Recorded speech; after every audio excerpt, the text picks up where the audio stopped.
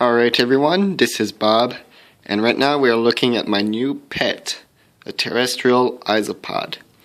So I found this little guy in my bathroom and I decided, you know what, I'm going to keep him because he is super awesome.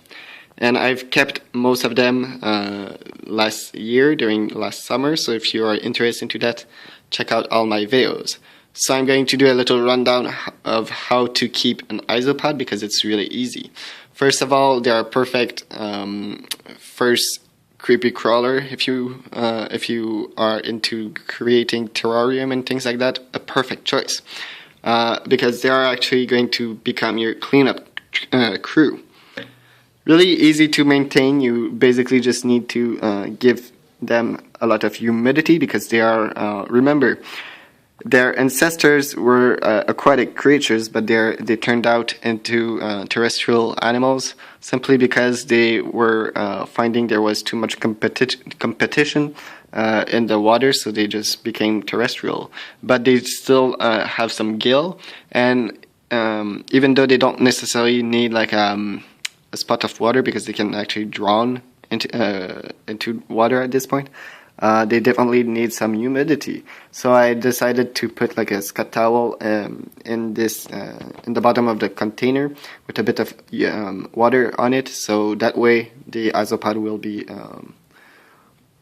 will be finding all the humidity he need to survive. But you can also put some dirt and substrate on in the actual aquarium or vivarium rather.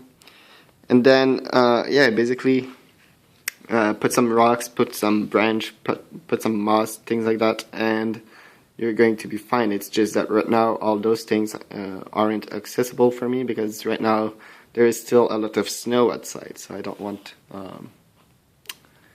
to bring those things up.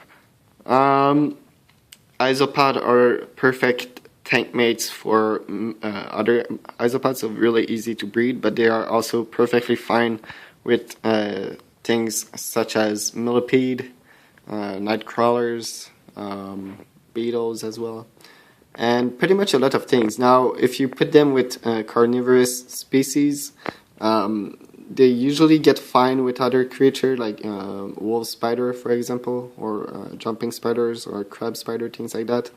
But once in a while you're going to see one or two like disappear, and that's totally normal. For a minimum size tank, you really don't need to care about that. Like, you can put a few of them in a plastic bottle and call it a day, you know. Just don't put them into something like super duper small, but you know, they don't really necessarily need something big. But you know, just remember, if they're enclosure, like, you can keep them into a small enclosure but then release them after a few days. But if you want to keep them for a longer period of time, you can definitely set up a nice colony of them in a 10-gallon or something like that. Also, as you can see, they cannot climb glass, so you don't even have to worry about them escaping. Perfect in indoors as well as in outdoors.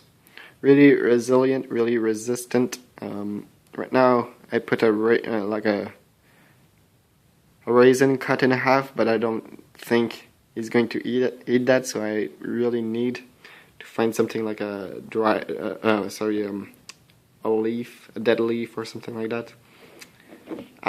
If you're interested into keeping them and you want to see like some small terrarium and things like that, definitely check out my I have a lot of playlists about insect keeping, and well, this one is a crustacean, by the way, so more in the family of the lobster and crabs than insect, but yeah, they're very interesting, and I'm really looking forward for this new season of insect and creepy crawler keeping. I actually enjoy it as much or maybe even more than fish keeping, believe it or not. I just think creepy crawlers are really fun to keep and really easy. And yeah, if you like keeping fish and if you like things such as a mano or cherry shrimp or things like that, you're going to love keeping isopod. Believe me, it's the same. or rather it's even easier to keep isopods. So anyway, thanks everyone for watching. I hope you have enjoyed this episode of well, I'm going to create a new playlist, and yeah, all hail the new king of YouTube, the Lord Isopod. Bye.